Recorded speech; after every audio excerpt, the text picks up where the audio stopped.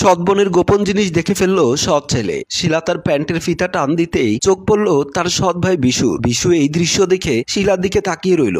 বিশুর চাহনি দেখে হঠাৎ শিলার চোখ পড়লো তার সৎ ভাই বিশুর দিকে। দুজন চোখাচোখি হওয়া মাত্রই শিলা চমকে গিয়ে তার প্যান্ট পরে নিল। বিশুও চোখ নামিয়ে সেখান থেকে চলে গেল। বিশু তার মায়ের কাছে যেতেই তার মা বলল, কিরে, সারাদিন টই টই করে ঘুরলে হবে? আজকে তোর বাবা বলেছে তোর জন্য নাকি বউ নিয়ে আসবে। শিলার বিয়ের কথা পাকাপোক্ত হয়ে গেছে, তাকে বিয়ে দেওয়ার 1 সপ্তাহের মধ্যেই তোর জন্য বউ দেখতে যাবে। বিশু বলল, মা আমি এখন বিয়ে করব না। মা বলল, এখন করবি না কখন করবি? তোর বাবা সিদ্ধান্ত নিয়েছে শিলাকে বিয়ে দেবে এবং তোর জন্য বউ নিয়ে আসবে। বিশু বলল, তুমি বাবাকে বলে দিও আমি এখন বিয়ে করব না। বলেই বিশু সেখান থেকে চলে গেল।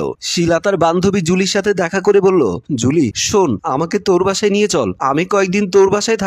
জুলি বলল, আমার বাসায় থাকবি মানে? তোর বাড়িতে কি হয়েছে? জুলি বলল, কিচ্ছু হয়নি, আমি কয়েকদিন তোর বাসায় থেকে এরপর আমি ঢাকায় চলে যাব, তারপরও আমি আমার বাড়িতে যাব না। জুলি বলল, আরে আজব তো, কি হয়েছে তা তো বলবি, কোনো সমস্যা হলে আমাকে বল। শিলা বলল, সমস্যার কথা আর কি বলবো, আমি কথাটা কাউকে বলতে পারবো না। জুলি বলল, তুই সমস্যাটা না বললে তাহলে কেমনে কি বল? আর আমি যদি তোকে আমার বাসায় নিয়ে যাই, যদি খালা জানতে পারে তুই তাদেরকে না জানিয়ে আমার বাসায় এসেছিস, তাহলে তো আমাকেই দোষারোপ করবে। জুলি বলল, শোন, আমার সৎ ভাই বিশু আমার গোপন জিনিস দেখে ফেলেছে, এখন আমি তাকে আমার মুখ কিভাবে দেখাবো?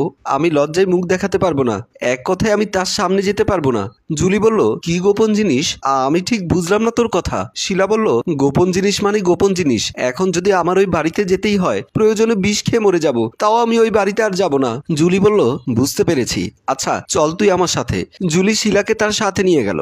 বিশু তার সৎ বোন শিলার হবু শ্বশুর মালিক মিয়ার সাথে দেখা করে বলল, আঙ্কেল আমি আপনাকে একটা গুরুত্বপূর্ণ বিষয়ে কথা বলতে চাই। মালিক মিয়া বলল, কি কথা বাবা, বলো।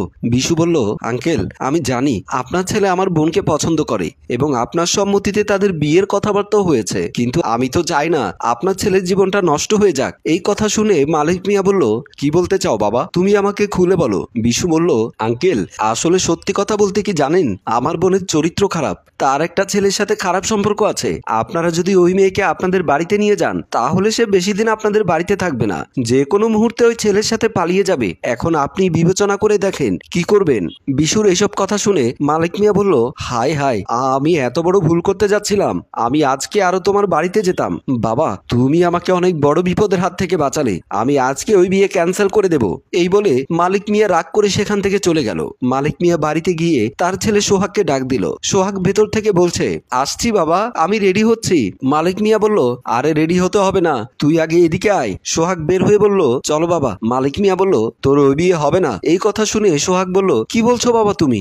বাবা তুমি কি পাগল হয়ে গেছো? আমরা আজকে ফাইনালি বিয়ের কথা বলতে যাব, এর মধ্যে তুমি বলছো বিয়ে হবে না? তুমি কি আমাকে মাটির পুতুল পেয়েছো, যখন যা মন চায় তখন তাই করবে? বাবা বলল, আমি যা বলবো তুই তাই করবি। আমি তোর কাকুতি মিনতি দেখে তোর কথায় রাজি হয়েছিলাম, কিন্তু ওই মেয়ের যে চরিত্র খারাপ তা তো আমি জানতাম না, আজকে আমি জানতে পেরেছি ওই মেয়েটা খুব খারাপ, তাই আমি তোকে ওই মেয়ের সাথে বিয়ে দিয়ে নিজের হাতে তোর জীবনটা শেষ করে দিতে পারবো না। সোহাগ বলল, বাবা তুমি কিভাবে জানলে ওই মেয়ের চরিত্র খারাপ? বাবা বলল, ওই মেয়ের ভাই আমাকে সব কথা বলেছে। সোহাগ বলল, চরিত্র খারাপ হোক আর যাই হোক, আমি যদি শিলাকে বিয়ে করতে না পারি তাহলে আমি চিরকুমার থেকে যাব। বাবা বলল, ঠিক আছে মনে রাখিস ওই মেয়ের জায়গায় আমার বাড়িতে হবে না। সোহাগ বলল, প্রয়োজনে আমি বাড়িঘর সব ত্যাগ করব, তারপর আমি শিলাকে ছাড়া অন্য কাউকে বিয়ে করব না। বাবা বলল, ঠিক আছে তোর যা মন চাই তাই কর। সোহাগও রাগ করে সেখান থেকে চলে গেল। বাবা রাগ করে বাড়ির দিকে ঢুকে গেল। ওইদিকে শিলা সৎমা রাবিয়া টেনশনে আছে। আজকে শিলাকে দেখতে যাবে তার শ্বশুর বাড়ির লোক, কিন্তু শিলার খোঁজ পাওয়া যাচ্ছে না। গতকাল থেকে শিলা নিখোঁজ। শিলার মা বিশুকে ডাক দিয়ে বলল,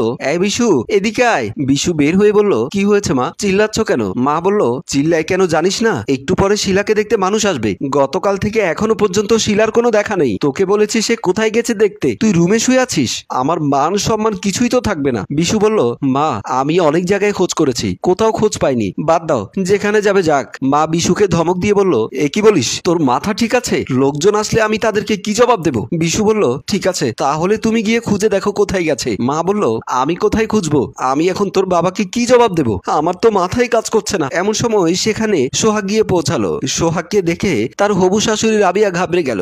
আমতা আমতা করে বলল, বাবা তোমরা চলে এসেছো? তোমার বাবা কই? সোহাগ বলল, আন্টি আমার বাবার কথা আমাকে জিজ্ঞেস করবেন না, বাবাকে ছাড়া বিয়ে করব। শাশুড়ি বলল, বাবা আমি তোমার কথা ঠিক বুঝতে পারলাম না, গতকালকেই তো তোমার বাবা আমার সাথে কথা বলেছিল, এর মধ্যে আবার কি হলো? সোহাগ বলল, আন্টি আমার এই বিয়েতে আমার বাবা রাজি নেই। আমার বাবা তো আর আপনার মেয়েকে বিয়ে করবে না, আমি আপনার মেয়েকে বিয়ে করব। আমি আপনার মেয়েকে পছন্দ করি। আপনারা আমাকে যা শর্ত দেবেন আমি আপনাদের সব শর্ত মেনে আপনার মেয়েকে বিয়ে করব। রাবিয়া বলল, বাবা ঠিক আছে, কিন্তু গতকাল থেকে আমি শিলাকে কোথাও খুঁজে পাচ্ছি না, জানি না হুট করে মেয়েটা কোথায় চলে গেল। এখন আমি কি করব নিজেও বুঝছি না। বিশু বলল, মা আমি 100% শিওর শিলা কোনো ছেলের হাত ধরে পালিয়ে গেছে, কারণ আমি জানি তার চরিত্র খারাপ। মা বিশুকে ধমক দিয়ে বলল, বেয়াদব, এক থাপ্পড়ে দাঁত ফেলে দেব, যেখানে সেখানে যা তা কথা বলিস। বাবা তুমি ওর কথা কান দিও না, তুমি সহ চলো, আমার মেয়েটাকে একটু খুঁজে দেখো। সোহাগ বলল, আচ্ছা ঠিক আছে চলেন, কোথায় আছে দেখি। এই বলে সবাই বের হয়ে গেল। শিলা তার বান্ধবীকে বলছে, তুই আমার জন্য দোয়া করিস, আমি শহরে চলে যাচ্ছি। জুলি বলল, শিলা আমার মনে হয় তো শহরে যাওয়াটা ঠিক হচ্ছে না। শিলা বলল, তুই যাই বলিস না কেন আমি আর আমার বাড়িতে যাব না। আচ্ছা ঠিক আছে, তাহলে সাবধানে যাস, আর পৌঁছে মাত্র আমাকে ফোন দিবি। শিলা চলে যাবার পথে দেখা হলো শিলার মা এবং সোহাগ, সাথে বিশু আছে। শিলাকে দেখে তার মা বলল, শিলা তুই কোথায় গিয়েছিলি? তোকে গতকাল থেকে তন্ন তন্ন করে খুঁজছি, কোথায় গিয়েছিলি? শিলা মাথা নিচু করে আছে। এবার বিশু বলল, মা তুমি বুঝছো না, ও চুরি করে পালিয়ে যাচ্ছে। মা বলল, এই তুই কি শুরু করলি? বারবার তুই তোর বোনকে দোষারোপ করছিস কেন? বিশু বলল, আমি শুধু শুধু দোষারোপ করছি না, আমি সত্যি বলছি এই মেয়েটা একটা চোর। রাবিয়া বলল, কি চুরি করেছে সে? বিশু বলল, মা তুমি জানো না, আমি দেখেছি সে যখন তার সালোয়ারের ফিতা খুলছিল আমি দেখলাম তার কোমরে একটা স্বর্ণের লকেট, আমাকে দেখা মাত্রই লুকিয়ে ফেলেছে। আমার কথা বিশ্বাস না হলে তুমি চেক করে দেখো, এখন ওই লকেটটা তার কোমরেই থাকবে। এবার রাবিয়া বলল, শিলা বিশু যা বলছে তা কি ঠিক? রাবিয়া বলল, হ্যাঁ মা ঠিক, তবে আমি চুরি করিনি, ওই লকেটটা আমার মায়ের দেয়া। আমার মা মারা যাওয়ার আগে আমাকে লকেটটা কোমরে বেঁধে দিয়ে বলেছিল লকেটটা যেন আমি যত্ন করে রাখি। আমার যখন আমার মায়ের কথা মনে পড়ে তখন আমি লকেটটা দেখি। সেদিন আমার লকেটটা আমার ভাইয়া দেখে ফেলে। আমি জানি ভাইয়া আমার কাছ থেকে লকেট নিয়ে ফেলবে, তাই গতকাল আমার বান্ধবীর বাসায় ছিলাম, আর এখন শহরে চলে যাচ্ছি। রাবিয়া বলল, কেন সে তোর কাছ থেকে লকেট নেবে? কখনো যদি নেয়ার চেষ্টা করে তাহলে আমাকে বলবি। এইবার সোহাগ বলল, আন্টি আপনার ছেলে আমার বাবাকে বলেছিল আপনার মেয়ের নাকি চরিত্র খারাপ। রাবিয়া আবার রাগান্বিত হয়ে বিশুকে থাপ্পড় দিয়ে বলল, কি তুই বলেছিস আমার মেয়ের চরিত্র খারাপ? কেন বলেছিস বল। বিশু বলল, আমি জানি শিলার বিয়ে হলে আমার বিয়ে দিয়ে দেবে তোমরা, আর আমি একটা মেয়েকে ভালোবাসি, ওই মেয়েটাকে তার বাবা বিয়ে দেবে আরো 2 বছর পরে, তাই আমি শিলার বিয়ের জন্য তার নামে বদনাম দিয়েছিলাম। রাবিয়া সোহাগকে বলল, দেখেছো বাবা কত বড় হারামজাদা। সম্মানিত ভিউয়ার্স, গল্পটি ভালো লাগলে লাইক কমেন্ট শেয়ার করে সাথেই থাকুন। রচনা ও পরিচালনায় এম